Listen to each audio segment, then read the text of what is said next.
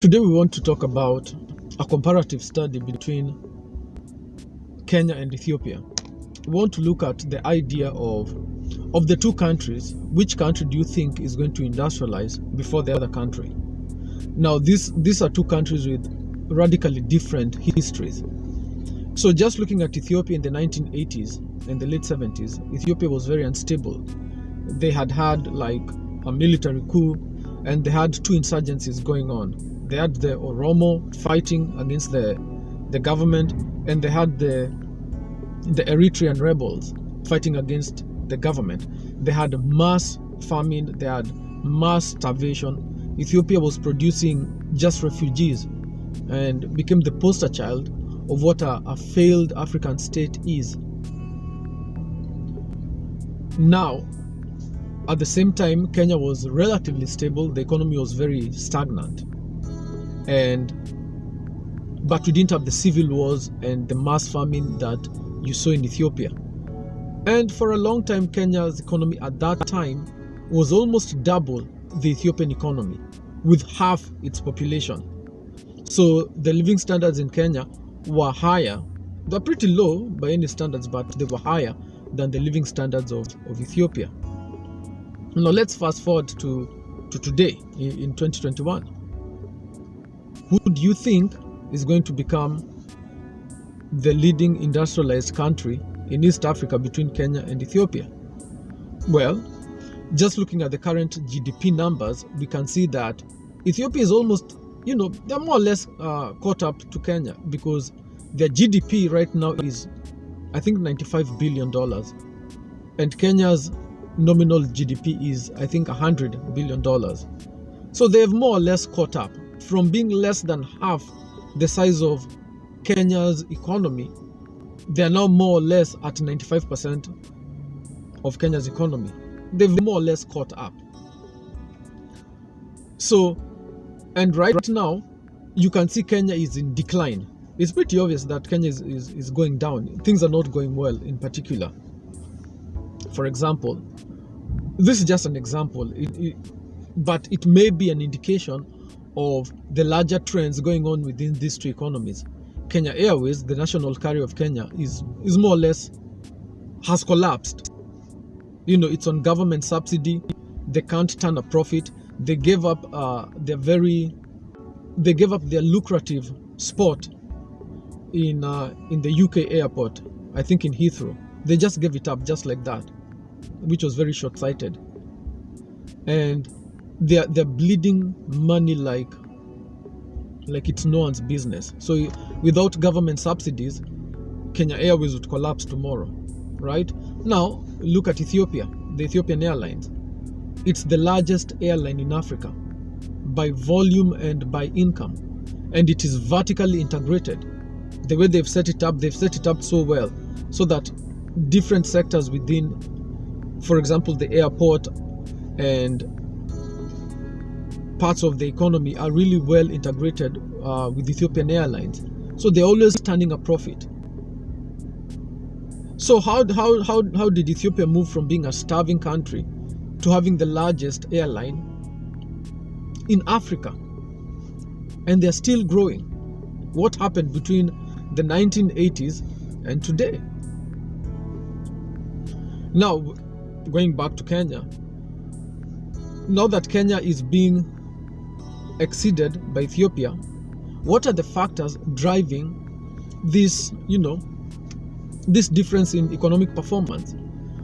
Well, when you look at in my own opinion, I think Ethiopia will industrialize before Kenya, and Ethiopia will eclipse Kenya and overtake Kenya and leave Kenya in the dust. Why? Because of certain factors that affect the industrialization of any economy. Now, there are several causes of industrialization. For example, natural resources. Ethiopia is a massive country. It is almost 1.5 times the size of Kenya. And within that country, they do have certain resources. And one of their biggest resources that they never used to use was the River Nile. Like, the bulk of the Nile's water comes from the Ethiopian highlands. And they were not utilizing this water at all in terms of electricity generation. But as you very well know, they recently completed their mega dam, and that dam is projected to produce so much electricity that they will also be able to supply other countries with electricity. And so for the first time, Ethiopia will have reliable and cheap electricity. And electricity is very key if you want to industrialize, because anyone wanting to open a factory before could not get electricity, or it was very spotty and unreliable and very expensive. And that was acting like a huge brake on industrialization. But now they have the electricity. Kenya still struggles with electricity production. We don't have very large rivers that we could harness, so our dams are really small, and Kenya is still a slave to the Nile Agreement signed by the British, I think in 1920 or maybe 1925, I can't remember properly. So that all the rivers that go into Lake Nyanza, Kenya is not able to harness them and build dams and get electricity, because they are honoring what the Mzungu agreed with the Arab all those years ago. Ethiopia, they are showing a bit more political maturity. They don't care about any agreement that the Europeans signed with the Arabs. They don't care one way or another, so they built their dam. Despite all the threats from Egypt, they built it and they completed it. So that's the first most important factor. The other factor is you need a large population, because factories need mass consumption for the factory system to be able to work, to be able to produce at a profit. And so Ethiopia has a massive population. I think the population exceeds 100 million. That's a huge population when you think about it. It may be a poor population, but still, even a poor population consumes something. So you're more likely to industrialize if you have 100 million people than if you have 20 million people. Now, Kenya's population is only like 40 or 42 million people. And that just isn't enough people to industrialize to the scale that you need to do in order to triple your GDP. So Ethiopia also has a very large population, which is an advantage to them. The other factor of industrialization is, efficient transport systems. Now, when you compare Kenya and Ethiopia is a massive country, and they have improved their infrastructure. So has Kenya. Kenya has also improved its infrastructure excellently. So both countries are really doing their best to improve their basic transport infrastructure, and that's an advantage for everyone. Now, the other factor, there are many other factors, but I don't talk about all of them. The other factor is investment capital. Who has more money to invest in opening up factories? And what drives investment? Now, that's where Kenya has a serious handicap, because Kenyans detest anything made in Kenya. If they even suspect that an item is made in Kenya, they will refuse to buy it. Especially if there is a choice of an item, of the same item being imported. They will always go for the imported items.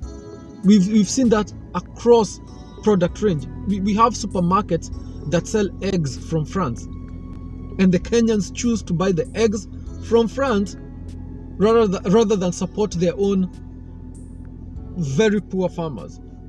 So Ethiopia doesn't necessarily have that problem, because if you go to Ethiopia, if you go to the boutiques in Ethiopia, you will see a wide range of products, but you'll also see locally produced Ethiopian clothing, uniquely made in Ethiopia.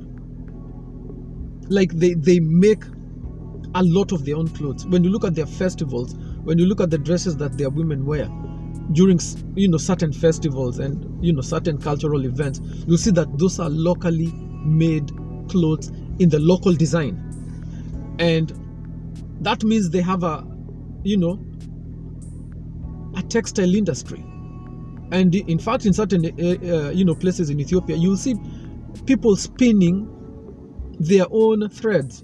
literally making the thread that you use to make the clothes. And they've been doing this from ancient times. So that's a huge advantage, because that cottage industry can only explode, because if your population is 100 million people, that's a huge market right there. Kenya doesn't have an equivalent of that, because Kenya doesn't have a national dress that people are proud of. Ethiopia does have a national dress that people are proud of, that they make for themselves. Kenya doesn't have that advantage. So psychologically, Ethiopia is a leg up. They only need to scale up their production. Kenya, there's nothing to scale up, because Kenyans avoid anything that may be uniquely be termed as Kenyan. Now, the only people who we see wearing, I don't use the word traditional, but I guess I'll use it, wearing traditional dress are people like the Maasai. And most Kenyans don't respect the Maasai. They mock them. But at least they wear their own clothes, which they themselves design, and they put the beads and everything. So that's also a cottage industry. So can you imagine if Kenyans would agree to wear the same Maasai dress, even if it's not daily, maybe on certain festival days, they could scale up that production. But that won't happen, because Kenyans despise, anything Kenyan or African, as it were. The other thing is which country produces more entrepreneurs than others. Kenyans may argue and say that they produce a lot of entrepreneurs because there's a lot of hawkers in town. Well, yeah, hawking is, I don't want to term a hawker as an entrepreneur. I want to term a hawker as someone who doesn't have an alternative and is a peddler. I don't think that is classic entrepreneurship, when you really think about it. But Kenyans would argue that they have more entrepreneurs. And personally, I don't think so, because if you go to the smallest village in Kenya, the largest shop is not owned by a Kenyan. If you go to a mid-level town, a mid-sized town, the largest businesses are not owned by the people of that town. They're owned by foreigners, isn't it? If you go to the largest cities, the largest businesses are not owned by Kenyans. They're owned by foreigners. So you can see a pattern of total foreign domination in the economy in Kenya, from the smallest village to the biggest city. Now, if you go to Ethiopia, you don't see that. If you go to deep rural Ethiopia, you will not see Indians controlling the entire local economy. Like, you'll find that the biggest shop is owned by an Ethiopian. So they're not dominated by foreigners from the village level up to the city level. And they do guard their market pretty jealously. The other thing that is happening in Ethiopia, they have a very large textile industry for export. And they're picking up the skills to do that. The constraint was lack of electricity. Now, with that gone, I think they'll be able to take off. And these are the factors that have driven the expansion of the Ethiopian economy to the point that they have caught up with Kenya. Kenya was more than 100% larger in terms of economic output than Ethiopia. Now they've caught up. And the differences are fundamental, because even when you look at the products that are made in Kenya, when you analyze all the products that are produced within Kenya, 85% of those products are owned by foreign companies. So would you term those products as Kenyan products? When you say that Kenya exported X number of manufactured goods, yet the companies are not Kenyan. The companies are not African. Recently, I saw that in Ghana, there was pineapples being sold from Kenya, imported from Kenya to Ghana. Packed pineapples, not fresh, packed, in these tin cans. Plus, there was pineapple juice from Kenya and different juices from Kenya. Now, you would say that's a huge plus for Kenya. Kenya is exporting processed fruit to Ghana. Well, until you look at the label was Del Monte. So is it really that Kenya is exporting anything to Ghana, or is it Del Monte is selling to Ghana because the profits end up in America. Del Monte is owned by Americans. So Kenyans don't gain. Even when the exports go up, Kenya doesn't gain because the money, the income coming from this export ends up abroad. It doesn't benefit any Kenyan. So the more foreign companies you have, you can never grow rich. Even when the exports go up, you're not making the money. Someone is using your country, and if you have a non-tariff barriers between another country, they're using your country to access that other country and making the money. You're not making the money. If Kenya has a trade agreement, let's say with Ghana, that is allowing our processed fruit to go to Ghana, maybe with no tariffs or little tariffs, you'd think that it is native Kenyans who would benefit from that non-tariff agreement or that trade agreement. But the Kenyans don't benefit. They don't sell anything to Ghana. It is foreign companies using that loophole to sell to Ghana and make all that money and withdraw the money from Kenya. Now, if all this money, if you're losing all this income from your exports because you don't control the companies within your territory, then it means you're not doing something called capital accumulation. And if you're not accumulating capital, then you're not reinvesting within your country, because once the money goes to America, they invest in America. Once Unilever sells goods to Congo, Unilever Kenya sells goods to Congo, the money ends up in London. So they reinvest the money in London. People get bonuses. They don't reinvest in Kenya. I mean, if you go look at their factory, I mean, it really looks, it's very old. They won't reinvest a single cent in Kenya. It's extractive. So that's another disadvantage Kenya has that prevents it from taking off, because too much income is leaking abroad. Because all the major enterprises in Kenya are owned by foreigners. They are not Kenyan companies. So when you look at Ethiopia, the scale at which the economy is not dominated in the same scale as Kenyan economy is dominated by foreign companies. So that it is more likely than not that when Ethiopia sells things, they get to keep the profits. And that's a fundamental difference between these economies. I'm not saying that they don't have foreign companies in Ethiopia. I'm just saying the degree to which Kenya is dominated by foreign companies and foreigners who live in Kenya is not the same. Up to, like I said, 85% of our economic output is controlled by foreigners. It's not controlled by Kenyans. All those fancy skyscrapers you see in Nairobi, most of them are owned by foreigners. They are not owned by Africans. No, the Africans live in the slums. They're in the slums. The economy is controlled by foreigners. And so of these two countries, which one do you think will industrialize faster? Of course it's Ethiopia. Ethiopia will win this race outright.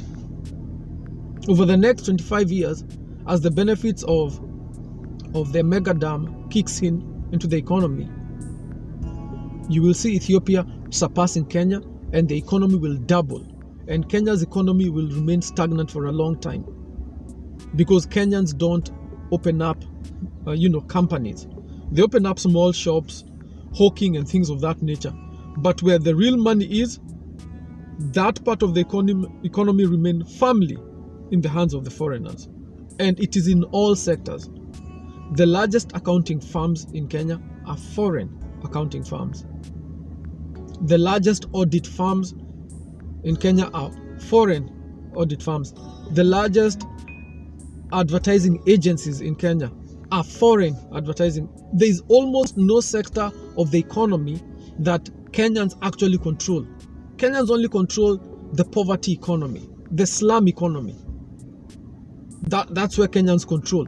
But all the mines in Kenya, mining as a sector, every single mine in Kenya is owned by foreigners. Everything is owned by foreigners. All the large hotels, when you go to the coast, all those beautiful hotels, almost 90% of them are owned by foreigners. Kenyans own very little within the territory of Kenya. And so if there's economic expansion, the gains go to the foreigners. They don't go to Kenyans. Kenyans remain in the slum. The slum population has been increasing even as you're told the economy is expanding. They keep on saying that the economy is growing at 8% per annum. But the reality is that 8% is accruing to the foreigners. It's not accruing to Kenyans, because at the same time period, the population within the slums, the poor population, has expanded not only in absolute size, but also in proportion of the national population. In other words, more and more people are becoming poor. And not only are they becoming poor, they're becoming poorer. So that the poor are getting even worse off. It's getting bad, worse and worse and worse for the Africans who live in Kenya. While at the same time, the economy, you're told, is expanding at 8% per annum. So those benefits accrue to the foreigners who control the economy of Kenya, the total economy of Kenya. And you don't find the same situation in Ethiopia. In Ethiopia, poverty in absolute terms has gone down, and as a proportion of the population is also reducing. So you can see the benefits of the economic expansion is trickling down to the Ethiopian population. I'm not saying they are rich at all, but I'm saying when you look at the fundamental differences in the structures of these two economies, you can see that the Kenyan economy works very well for the foreigners, doesn't work at all for the Kenyans, and the Ethiopian economy appears to work better for the local Ethiopians. So out of these two situations, I think Ethiopia will emerge the winner. And perhaps the last factor that we can look at is the significant cultural differences between the people of Kenya and the people of Ethiopia. As you very well know, Ethiopia has their own language. They use their own language. They have their own writing script, their own alphabet that they've been having for like 4,000 years. They have their own religion. They have their own calendar. They have their own national festivals. And their focus culturally is on themselves. Okay, so while Kenyans are busy trying to speak English with an American accent, Ethiopians are busy producing their own cultural products. They make their own movies, they make their own music in their own language, copying no one. And what you notice about their cultural productions, they use their own musical instruments. Yeah, and the music sounds like it is Ethiopian. It doesn't sound like a fake version of Western music. And so they live in their own cultural world in which they themselves are in control, in which they themselves are setting the trends, in which they themselves are the boss. And so their entire mentality is geared to win. It's only a matter of time before they eclipse Kenya, and they leave Kenya in third world status and they move on into first world status. So Kenya would do well to learn from the Ethiopians on how to organize a nation as a nation, to stop being so Western centric, to stop being so Eurocentric, and to begin to become more inward looking. Thank you for watching. If you enjoyed this video, please like, subscribe and comment below. Kenya's time has come. Our time has come. Your time has come. A time to succeed and not fail. A time to grow wealth and not poverty. A time to go up and not down. It's time for you to stop walking and drive your car. Stop renting and buy yourself a house. It's your time to get blessed. Join the CCV movement and together let us keep poverty and unemployment out of Kenya. Become a member today. Donate what you can. And remember that the CCV is the only political organization in Kenya that is squarely built upon Christian values, unlike the rest. We'll see you next time. Thank you.